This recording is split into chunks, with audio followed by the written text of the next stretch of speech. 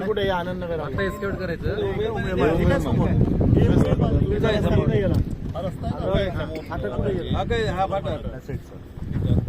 तो flyover propose आहे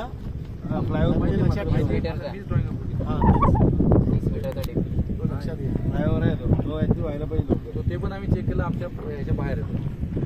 तुमच्या बाहेर आहे काय ठरलं हा पाऊस कलवड आणि हे पॅरलला लालनगर पाणी घेण्यासाठी आणि तो पुढे पण काल काय विषय झालेला का हे काढतील ना चरखणतील ना बाजूला आहे हे दोन तीन पाणी नका टाकायचं ठीक आहे आणि 10 मे फायनल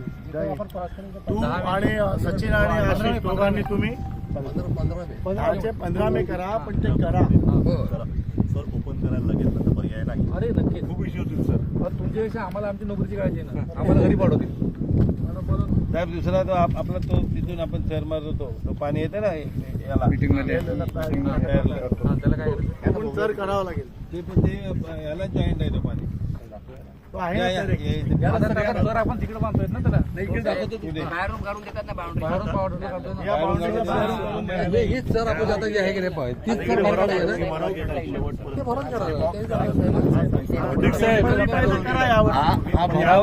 भराव करून तिकडे हे करतात यावर्षी ते बुंजू नका जोपर्यंत या वर्षी पुरता हा राहू दे तुमचा हा परमनंट हे तुम्ही बाहेरून करता ना ते झाल्यावरती बुंजवा तिथे आमचा आनंदनगर ओपन करा नाही तो ओपन करा पण हा पण ओपन करावा लागेल सर हा एकदम ओपन हा तो आनंदनगर ओपन करणार मागच्या साईडला ओपन करणार